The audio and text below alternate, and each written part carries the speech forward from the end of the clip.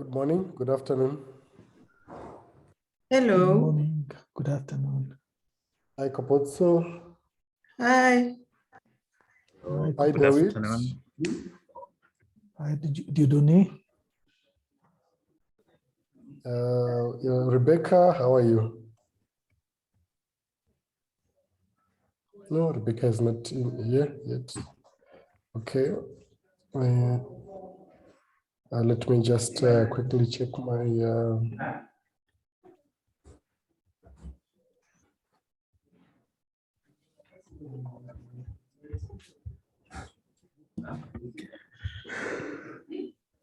Thank you so much, everyone, for joining.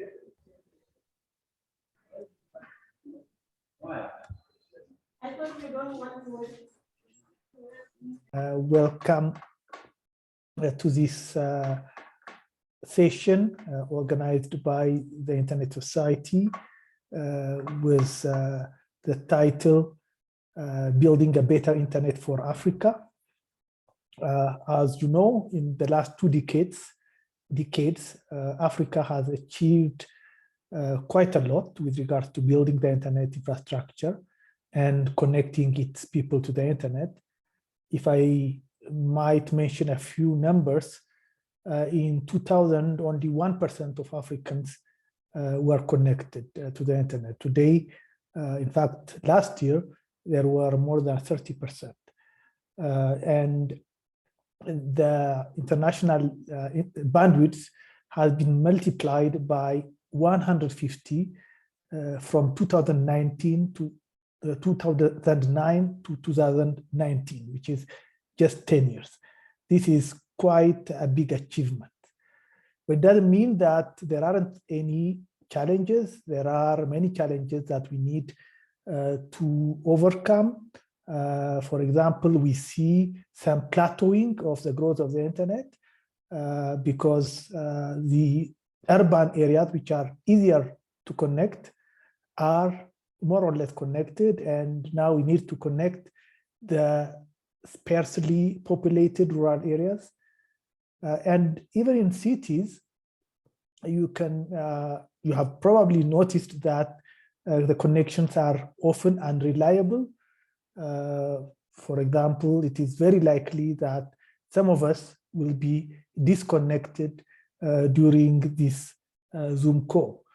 And cybersecurity is also becoming a major issue. As we get more and more connected, we see more and more cybersecurity issues that are becoming a major problem for the continent. Therefore, we have a lot to do, and we need to improve and get a better internet. But we also have to make sure that by doing that, we don't break it nor fragilize it, since there are important properties of the internet that we have to protect. So this session's objective is to discuss how Africa can continue to build a better internet for its citizens by making sure that it makes it better and not break it. It will discuss how we should bring internet to the rural areas and the most remote areas using some new complementary methods. After that, we will discuss about internet resilience, because as I said, reliability of internet is a major issue. Then we are going to discuss about internet routing problems and how we are working on helping improve those problems with the Manners project. Lastly, we are going to discuss how we can implement these changes without risking to break the internet. We have very talented speakers today. I think they will introduce themselves. So let's start by the first one, Kaposo. Then I will call each of you.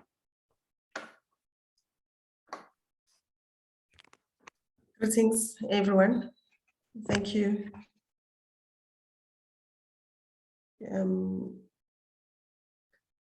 My name is Khopotso Ditshego Magoro. I'm joining you from South Africa, currently in Pretoria. And I'm working with my community in Mamaila village, which is in Limpopo, to connect the unconnected. So I'm looking forward to engage with everyone today. Thank you. Thank you, Koposo. And I'm sorry if I couldn't pronounce it exactly like you. I mean, your name. Josephine, are you here? Yes, I am. Thank you, David. Hello, everyone. My name is Josephine Miliza. I work with the Association of Progressive Communications as the Africa Regional Coordinator for the Local Access Networks Project. And I'm happy to be part of this panel. I request to leave my camera off. I'm a bit under the weather, sorry. Thank you. I hope you'll get well soon. Dieudonné?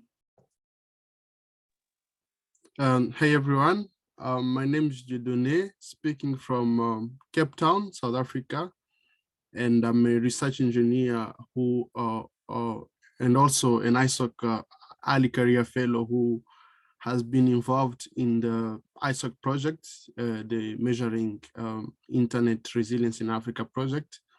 And that's why I'm talking to you today, and I'm glad to be here. Thank you for joining us. Thank you, Dieudonné. Rebecca? Hi, everyone. I'm Rebecca Reptimbo from Tanzania, and I'm a MANS Policy Fellow, and I work on routing security policies. Excited to be here for this session today. Thanks, Rebecca. Berengai? Thanks, David, and greetings, colleagues. My name is Berengai Mabika, and I'm joining in from Zimbabwe. I'm Senior Policy Advisor for Africa with the Internet Society, so it's a pleasure to be here as well, and I'll be sharing some stuff on the internet way of networking. Thanks. Thank you, Berengai. For myself, I'm David Bakala. I'm Regional Vice President for Africa for Internet Society, and it's my honor to chair this session today. And I would like to mention maybe Robin, who is moderating who is the rapporteur of this session. Maybe Robin, you can introduce yourself. Yes, thank you, David. I'm Robin Wilton. I happen to be in the UK at the moment. I work at the Internet Society, where I'm Director for Internet Trust. And my morning has started excitingly, first with a COVID vaccination, and second with a panel on a decision-making framework for encryption policies. So I'm looking forward to this session, for which I will produce, I hope, a brief report. Thanks, Thank David. you. It's good to start with COVID vaccination. Okay, now we'll continue with the session. The first speakers will speak about how to connect the unconnected where the commercial operators don't want to go. So they will talk about complementary solutions to connect the unconnected. I will start with Koposo. You'll have 4 minutes. I'm sorry, we have very limited time, and I'm going to be very strict with time so that everybody can speak. And then Josephine will follow with another 4 minutes.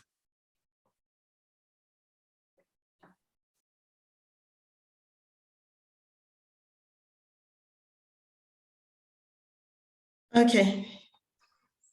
Thank you.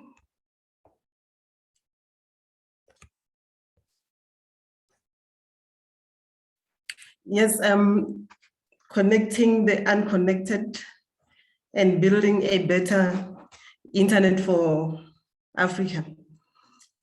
I believe that community networks are indeed contributing towards building a better internet for Africa by making sure that ordinary people in villages such as Mamaila participate in the internet ecosystem. However, I would like us to think about communities from a people-centered perspective.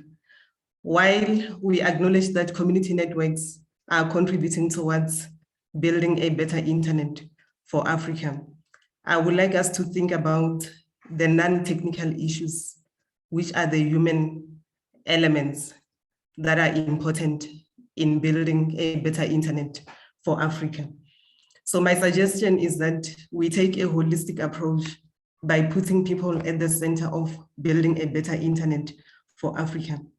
We do this by incorporating all the elements that are important so that we don't only look at infrastructure, but we make sure that we build digital skills to ensure inclusive and active participation of our communities in the digital transformation ecosystem. I'm suggesting that we need digital leadership that is capable of creating an enabling environment by putting Africans at the center of this better internet for Africa. I'm of the view that we can only achieve a better internet for Africa if our methodologies are rooted in who we are. It is only when the internet is aligned and responding to our needs that we can be able to be innovative and contribute in the global systems of innovation. But most importantly, I'm saying that to build a better internet by only focusing on infrastructure that does not facilitate the development of digital skills is not going to lead Africans to participate in this better internet in a meaningful way. Therefore, I'm suggesting that there must be deliberate efforts in building digital capabilities. And maybe when we've got this better internet together with the appropriate skills, we can be able to have meaningful connectivity in a way that the internet respond or facilitate the attainment of socioeconomic aspirations by Africans. Lastly, I'm suggesting that those that are in the forefront of leading digital transformation and building a better internet for Africa, they need to be committed to the principles and values of a people-centered approach in building a better internet for Africa. So what you see on the slides are people, these are actual people from my village who are engaged in the process of building a better internet for themselves. So you can see that I've listed some of the principles that will contribute towards building this better internet. Key is the co-creation process, where we don't only see people as the consumers of the internet, but we see our communities as the creators and the builders of a better internet in Africa. Thank you. Thank you so much, Kuposo. Josephine, you can continue. Thank you, Dawit, and thank you, Hopotso, for setting the scene. As Dawit shared at the beginning of the session, is that in as much as we have seen growth in terms of internet in Africa, there are still areas, especially rural and remote areas, that lag behind. Early this year, as we were working with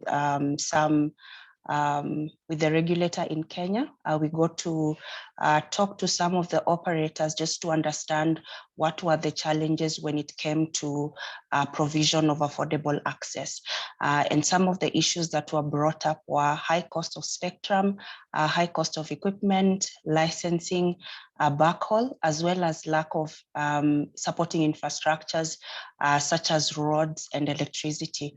And that is why it is important that when we're talking about last mile connectivity, we also look at other complementary access models, such as the one that, such as community networks, which Hopotso has shared about. And in terms of community networks, I would just like to talk about how important it is to look at the creation of an enabling policy and regulatory environment. The movement in Africa has been steadily growing, and we have right now about 22 community networks in 15 African countries.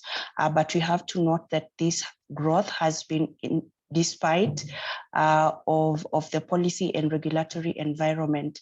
But for us to connect everyone, I think it's important that we start looking at mechanisms that can be able to support this growth and not threaten the scalability of community networks. And this includes a recognition of community networks in the regulatory processes. We've seen progress in countries such as Zimbabwe, in Uganda and Kenya, where community networks have been recognized in the licensing framework. Kenya and Zimbabwe actually are one of the countries that others can copy from because of the affordability in terms of licensing. We are also happy that other countries such as Ethiopia and Nigeria, where regulators are willing to engage with civil society organizations and other development agencies just to look at how this support can be brought across. Other areas also include support in terms of financing. As we know, the CAPEX, which is the starting capital required by community networks to start, might be quite challenging to raise because of their model. And so dedication of funds such as the Universal Service Access Funds can be instrumental in this. Thirdly, I would like to advocate for the establishment of strategic interconnection points in rural and underserved communities where community network providers can access national open access networks. And lastly is also making publicly available data on network infrastructure, including fiber networks, tower locations, and this would be able to enable a more public discussion of infrastructure gaps and how we can be able to address them. So just to sum it up is that where we are now, it's clear that the existing models cannot be able to connect everyone, so we need to also start exploring and supporting other alternative models. Thank you, David. Back to you. Thank you so much. You're great with time. I don't even need to warn you. The next speaker will be Dieudonné Munganga, who will be talking about measuring internet resilience in Africa. Dieudonné? Thank you, David, for the introduction. Next slide, please. So good day, everyone, and welcome to this session. As David mentioned, I'm Dieudonné Munganga, and today I'll be speaking about the trending topic of internet measurement and the MIRA project, which is measuring internet resilience in Africa. So as we all know, the internet plays a critical role today, and this situation such as the current pandemic has further underlined the importance of reliable internet connectivity for everyone. In Africa, while mobile broadband network deployment are growing, whereby 80% of traffic is accessed via mobile devices, internet penetration rates still need improvement. But as more broadband networks get deployed, business operators, policy makers, and end users still need and have the right to access accurate information about the health of their networks and the infrastructure behind them for multiple reasons. So these reasons can be technical, whereby measurement tests are conducted on the internet infrastructure, let's say in Africa, to help us better understand the state of the internet in a country and or on the continent, and then giving us a clear picture on what solution practices that need to be implemented. So the other motivation can be also commercial based. For instance, if you are buying internet connectivity from an ISP, you need to sort of understand the kind of service being offered. It's only by measuring actual performance that you can verify that you are getting what you're paying for. And without measurement, you have no objective record or benchmark of how a network behaves. So the measurements show whether changes improve or degrade the network performance and by how much. So if you also want to roll out a service that depends heavily on the internet connectivity, you might want also to look at internet measurement and an analysis report of that service before you deploy it.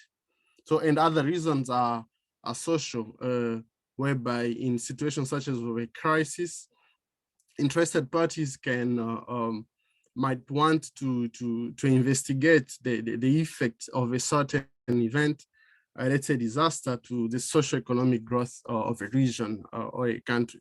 So in short, we measure the internet so that we can express its behavior in numbers as a way to get confident enough to understand how its performance can be improved. So as this quote above from Lot 7 highlights, that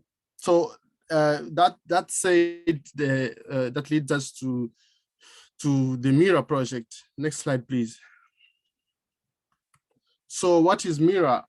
MIRA is Measuring Internet Resilience in Africa, which is a joint initiative between the African Network Information Center, AFRINIC, and the Internet Society, with the goal of evaluating the capability of a country to provide a stable and reliable means of internet connectivity at all times. Essentially, this has been motivated by the fact that in Africa, specifically in the low-income countries, usually have under-provisioned networks and lack proper cable infrastructure or redundant interconnection systems. So in addition to that, any low-income countries do not have the capacity to thoroughly audit their internet infrastructure. And in many cases, they have not developed or adopted best practices for building resilient internet infrastructure. So that's why, based on the results from this project, the experts involved in it will provide recommendations in the form of best practices that could help networks and countries achieve higher internet resilience. So I just mentioned the term internet resilience, but what does that actually mean? So from the MIRA project team's perspective, we can talk about the resilience of the internet in a network or in a country by looking at 5 key elements. Next slide, please. Oh, okay, sure, yeah. There we are, sorry. So the first element being the availability and stability of internet infrastructure. So which includes the power stations, undersea or terrestrial fiber, landing stations, and last mile access networks. The second key element is the quality of service of the network from the end user's perspective, and the stability of the network in terms of reachability, throughput, and latency to selected target servers. So the third element being the availability and performance of the domain name system ecosystem, as some refer to it as the phone book of the internet. So how available that is and how well it performs also tells more about the resilience of the internet in a country. The fourth key element is the availability and efficiency of the local peering fabric. So as well as the ability to keep local traffic local. And last but not least, the resilience of the ISP market. By this, we mean that the level of concentration towards specific networks, sometimes referred to as autonomous systems, and actually how affordable that market is also tells a lot about the resilience of that internet or in a country. So as part of this first stage of the MIRA project, the initial focus was on measuring the quality of service of the networks. And this was possible through the deployment of— you'll have to end in about 30 seconds. All right, I'm about to finish. So we deployed hardware devices in different African countries that we call MIRA pods. So, and in terms of the resilience of the key elements I just mentioned above, there have been results that have been available already through the link I'm posting in the chat on the ISOC platform. I recommend many people to check it out and to see how they can compare the resilience from country to country. So that's all for me, and thank you for listening to me. Back to you, David. Thank you, Dieudonné. Next, it will be Rebecca, who will be speaking about securing the routing system and more specifically about the MANERS project. Rebecca. Thank you, David. So I'm going to take you through how we can secure the routing system and particularly about the MANERS project. So the MANERS projects are what we call the mutually agreed routing and security norms. And currently we're looking at several solutions that can be addressed in terms of addressing routing incidents across the globe, addressing different stakeholders from what the government can do to what the internet service providers can do, the IXPs, the ICDN, and different stakeholders, what they can do to ensure that we secure the routing system.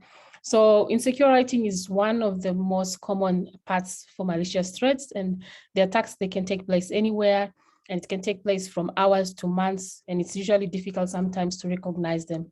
So these errors, they can even take an entire country offline, and the attackers can make use of this to even steal individual information, hold the data of an organization, hold the network of an organization hostage, all this leading to different threats which also attack economical issues as well.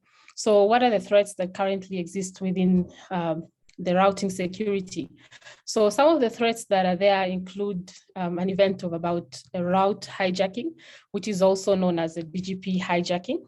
So this happens when a network operator or an attacker accidentally or deliberately impersonates another network operator, pretending that a server or a network is their client. So as a result of this, they route the traffic to the wrong network operator when another route is also available. So this is also very common. And an example of this is what happened for YouTube in 2008, where there was an attempt to block YouTube through route hijacking, which led to much of the traffic to YouTube being dropped around the world. These are some of the examples of what happens when a route hijacking happens.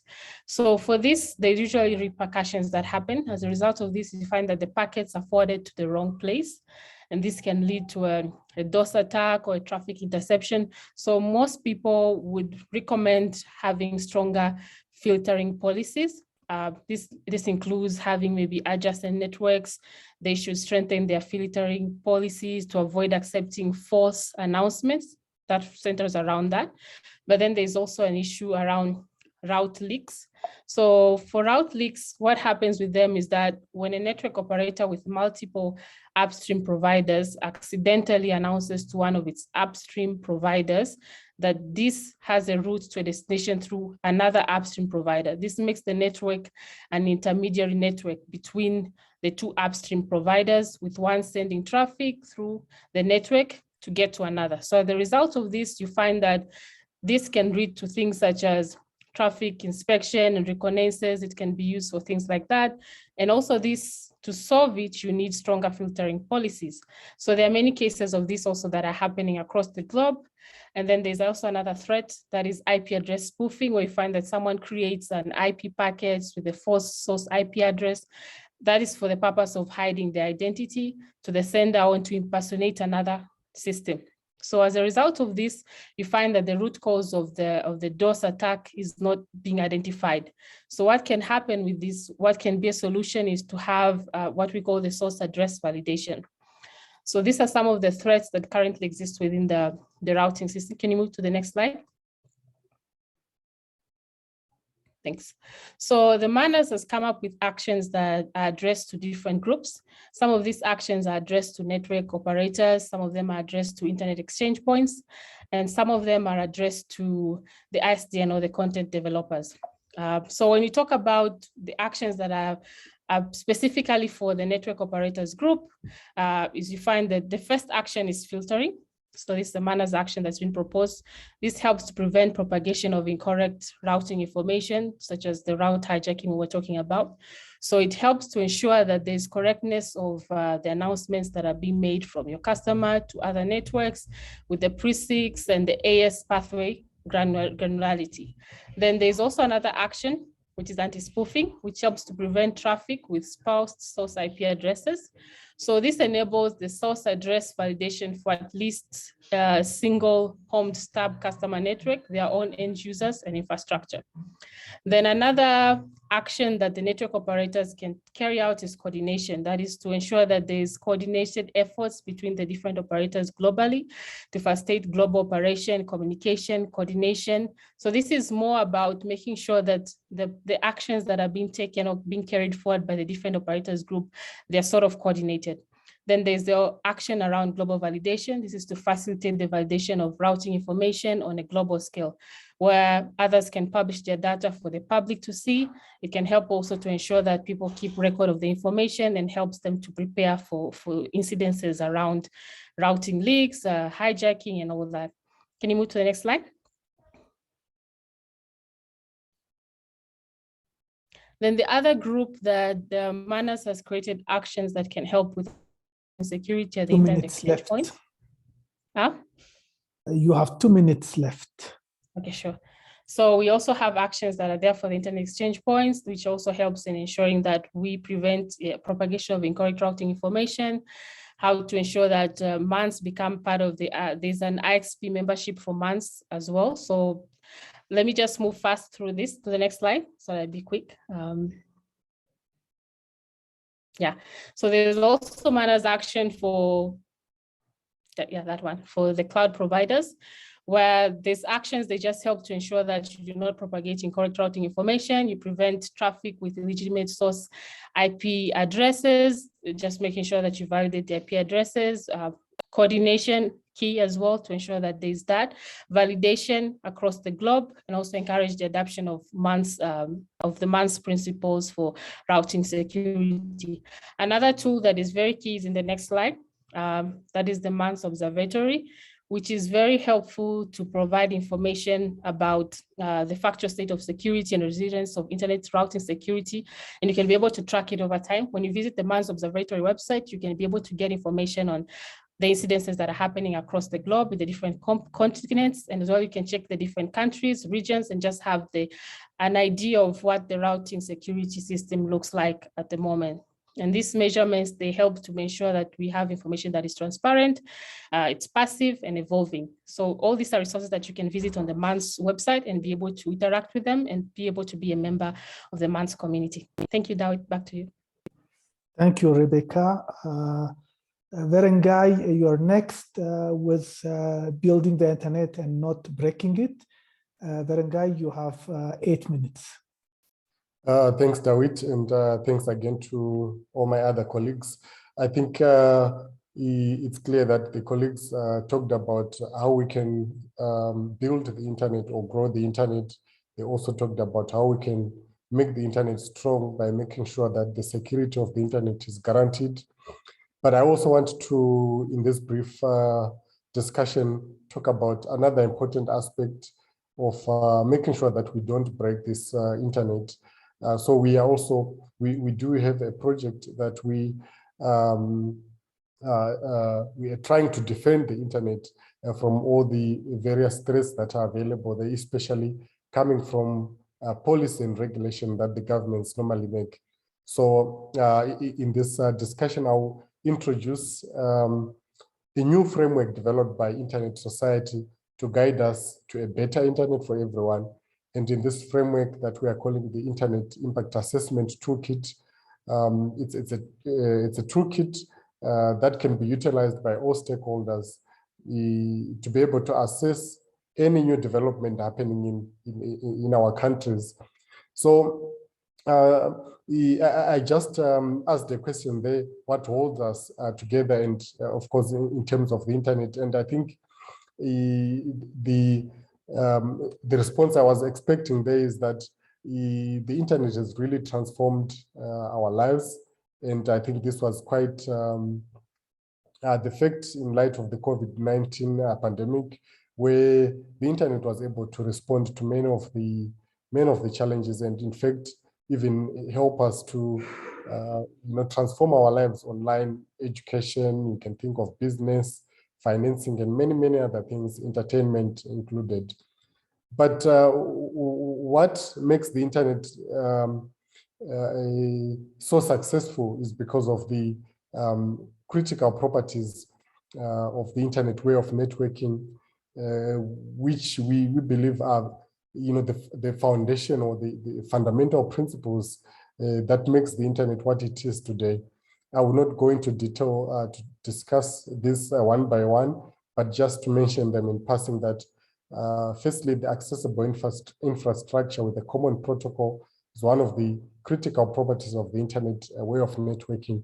An open architecture of interoperability and reusable building blocks, decentralized management and distributed routing system. I think this is well acknowledged that there's no single failure. The internet is a network of networks. And then the common global identifier is, of course, another one. And then lastly, the internet was created as a general purpose network. So in addition to these critical properties, what we have done with the new toolkit that I'm sharing today is that we've also added additional characteristics or of the internet that makes it openly, globally connected, secure, and trustworthy. And this is what we are calling the enablers of the internet. And this slide shows you the enablers of the internet for it to be an open, globally connected, secure, and trustworthy. We are talking about here, of course, easy and unrestricted access, the collaborative development and management of the internet, as well as the governance of it. So the multi-stakeholder approach that is used in governing the internet is an important enabler. The second one is available capacity and restricted reachability. Again, it speaks to some of the issues that my colleagues mentioned, especially those that we're talking about bringing connectivity to the unconnected. And of course, the security aspect, which again, other colleagues mentioned, confidentiality and other important enablers that makes it secure and trustworthy, also espoused in the Internet Impact Assessment Toolkit that we are hoping that colleagues will be able to make use of. And why is there an interest for us to be able to, to build these tools for our community? So what we are noticing is that across the world, there are many policies and regulations that are shaping the internet today, coming from governments and sometimes even private sector. And these decisions, some of them have the potential to adversely impact the internet. So we need to be able to protect the internet or to defend it. And as those policies and regulations are suggested or they are being put into practice, it is necessary within our communities to use the Internet Impact Assessment Toolkit to assess how these policies or these decisions could potentially harm the internet, so that we don't lose the value that we have built over the many years the internet has been supporting us. Another reason is also, of course, protecting the Internet Foundation, which will, of course, help reach its full potential as a force for good. And I think this is most of the stakeholders here advocating for. So with the Internet Impact Assessment Toolkit, we are hoping that you find time to look at some of the case studies and the various use cases on the implications across the world in different countries, certain policies. So there are examples of how you can use this assessment toolkit. So I'm hoping that we can find value in these tools. And I think let me pause there. You have 1 minute and 30 minutes left. 30 minutes, that's a long time, David. Thank you. 1 and 30 minutes. 1 minute. No, you're done. No, I'm joking. In fact, I was done already. So thanks, David, and back to you. Thank you so much. I really appreciate all the speakers who finished on time or even before their times, because this allows us to have some time for questions, comments, and answers. So who would like to start? Just raise your hand, or since we are not many, you can almost talk.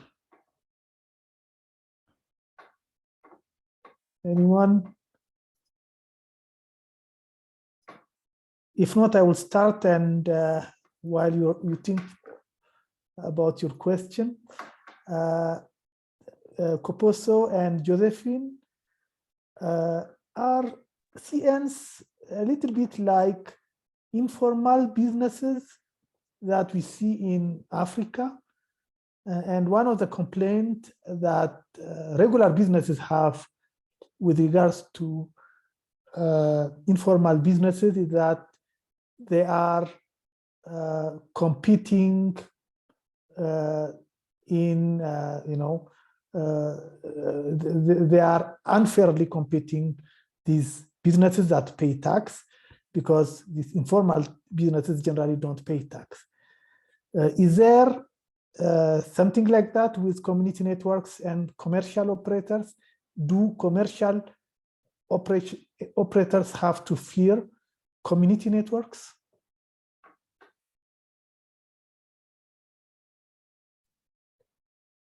Josephine, Rebecca, who would like to start? Okay, I can go. This is Kopuzo. I don't think there is a competition between CNs and the big operators, because the intentions are not the same. In community networks, we are not concerned with profit. We are concerned with adding value in the community. So if there is any operator that is feeling threatened by a community network, I'm not sure what they're doing, but personally, I don't think they should feel threatened, because even when you look at the typical ISPs that are not community networks in nature, they can never operate at the level of a community network. When we go to the community with the concept of a community network, we are engaging the community from a level of ownership where they can define what they want to do with the network. And that is where I believe we are going to build a better internet for Africa. Because when you are only going there as commercial, you don't care how people use the internet, even if they use it to destroy or not to achieve their aspirations. You don't care as long as you get your money. So I think it's just a matter of mind shift.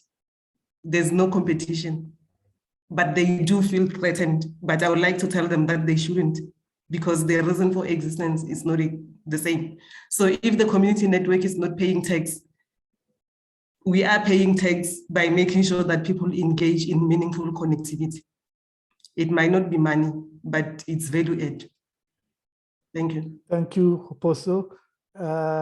Josephine, would you like to add on that and also answer to the question from our host country, Abuja? What are the components of a community network. Thank you. Yeah.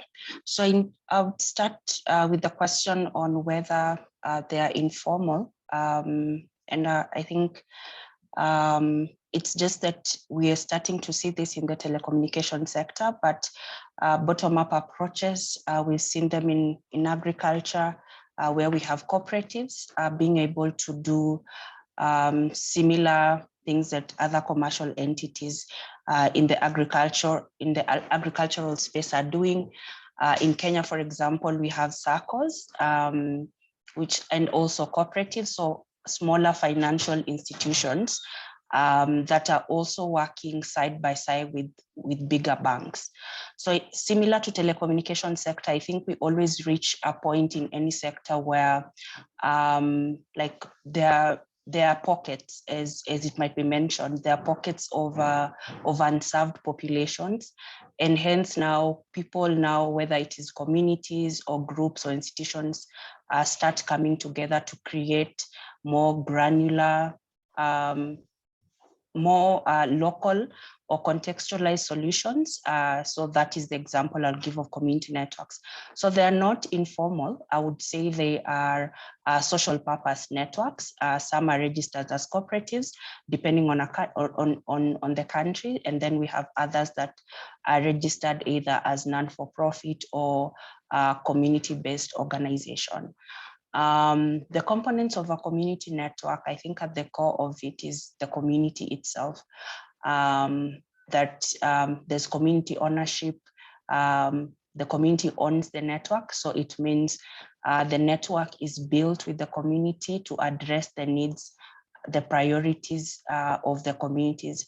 Hopotso has mentioned something around not caring, like what the community, whether it's building or destroying. And what we are finding out is that some of the resistance towards the adoption of internet has been that, it's the erosion of cultural values. So community networks also come to address this local context and ensure that how information or how the network is built from infrastructure to content to services actually is in line with what the community wants. And then we have the other aspect, which is the network, the infrastructure itself, which depending on the country, depending on the budget of the network, uses different technologies. Some use Wi-Fi, others use fiber technologies to now build the infrastructure itself. And then we go into services. Again, this varies from community to community. There are some that just build intranet to provide either e-learning content, health content. Again, this is dependent on the community, but more and more community networks are now beginning to provide internet services as well.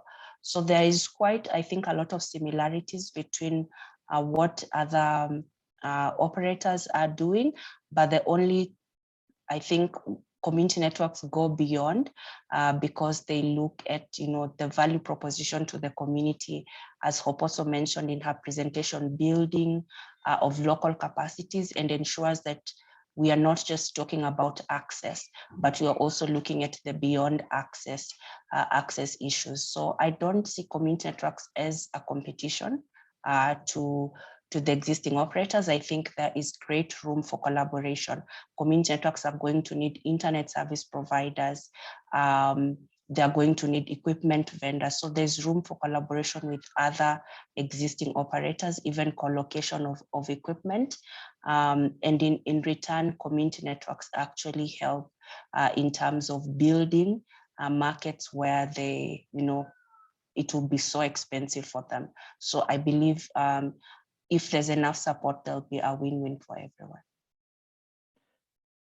Thank you, Josephine. Verengai, why don't you ask the question yourself? Thank you, David. Well, I was just curious to find out how the Manas project is doing in Africa, especially the uptake from operators.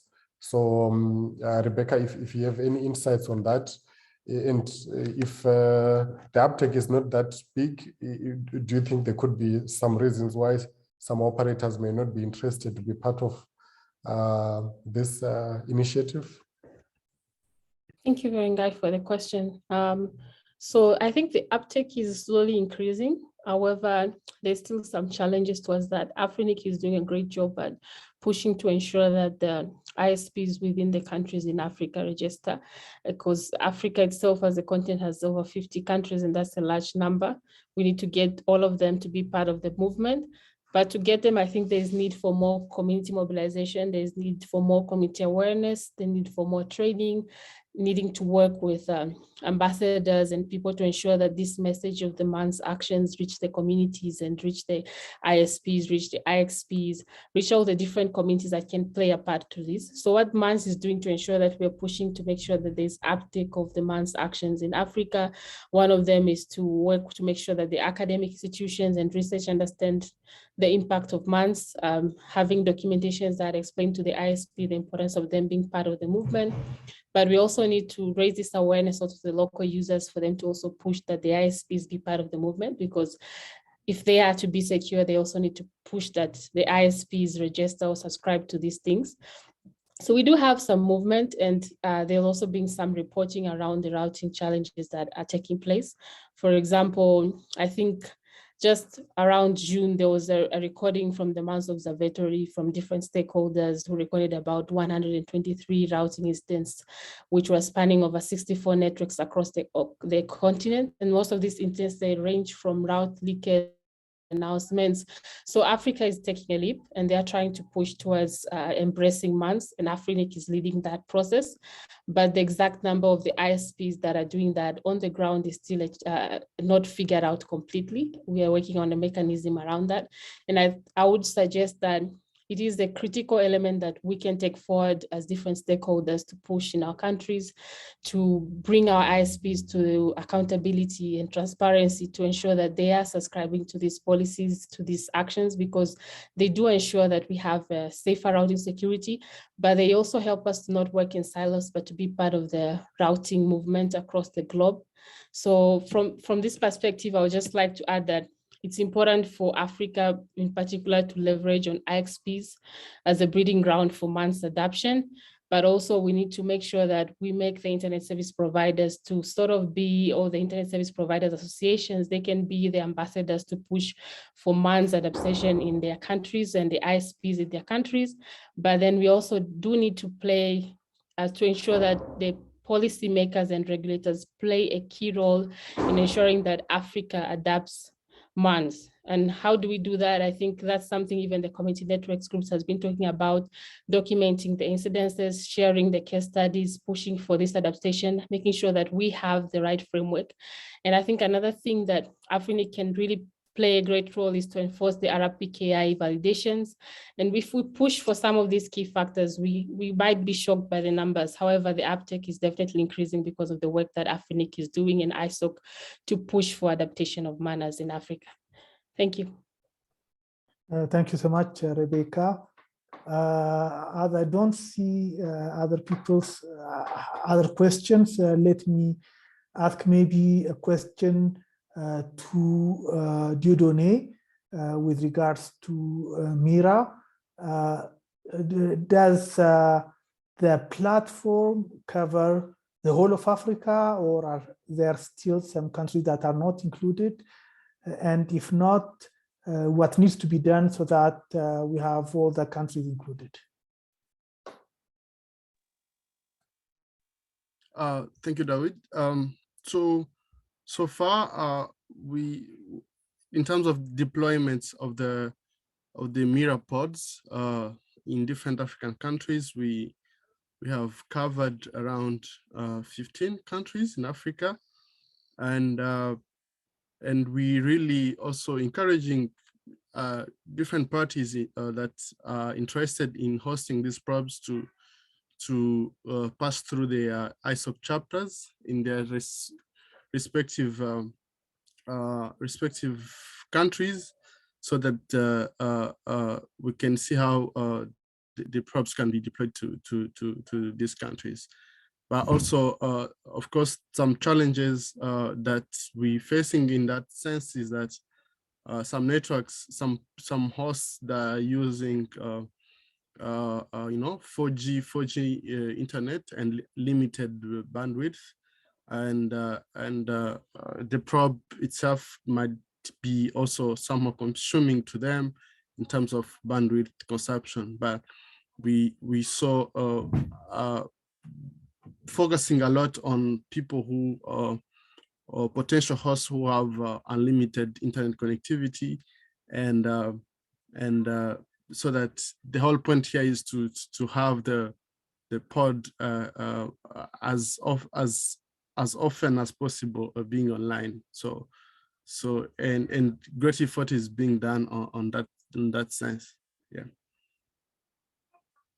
Thank you very much, Dieudonné. As I indicated in the chat room, if there is anyone who would like to have its country covered and to host or knows any organization who can host a pod, please contact me or my colleague Kevin Chege at chege@isoc.org, and my email address is bekele@isoc.org. Lastly, Berenguy, you talked about impact assessment toolkit. Who are the target groups for these toolkits? Who should use them? Thank you, David, for that question. I think I could speak, I could highlight some of the examples of how the toolkit has been used. So ordinarily, governments are always making policies or policy changes to improve how the internet works in different countries. So for example, in Mauritius, just a few weeks back, the government of Mauritius passed a new crimes and cybersecurity bill. In fact, it's now an act of, I think it was approved as an act just a few days ago. So this is a new policy or new regulation coming into place, but sometimes there could be certain provisions within those regulations that could be, that may want further review from the, or maybe consultation from the public. And there are many organizations that would love to respond or at least to give some kind of feedback to the government, but may not be able to have sufficient knowledge on the technical impacts of certain provisions. So the toolkit, what it does, it expands on the critical properties that I mentioned and try to explain them in simpler terms, that any group, maybe it's a government department that just wants to see how is this policy, how is this new regulation likely to impact on the decentralization nature of the internet, or on the enabler privacy or confidentiality.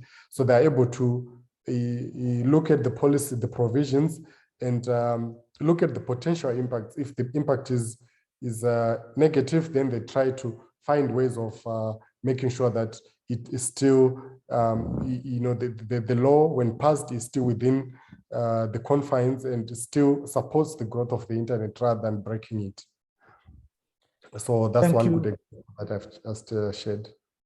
Thank you very much, Berenguy. I think we are on top of the hour, and I believe that we have covered all the topics. Thank you so much for the speakers who have been very mindful of the time, which allowed us to have a lot of time for questions and answers, and also for really presenting their issues in a concise but also very easy to understand way. Thank you so much. I hope that everybody had enjoyed this session as much as I did. I hope that we will see you some other time at another ISOC event. Thank you very much. Bye-bye. Thank you, David. Bye, everyone. Thank you. Bye-bye. Bye-bye. Bye-bye. Thank you, everyone, for making the note-taking such an easy task. Thank you everyone for joining and being part of this great discussion.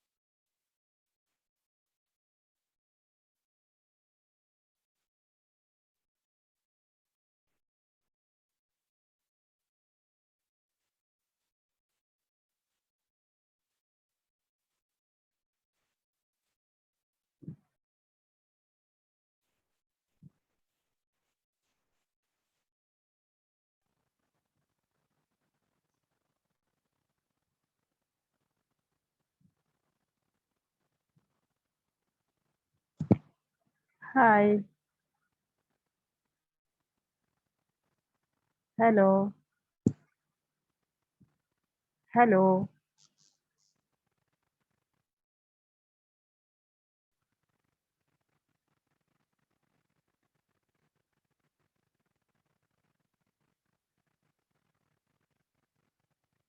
Hi.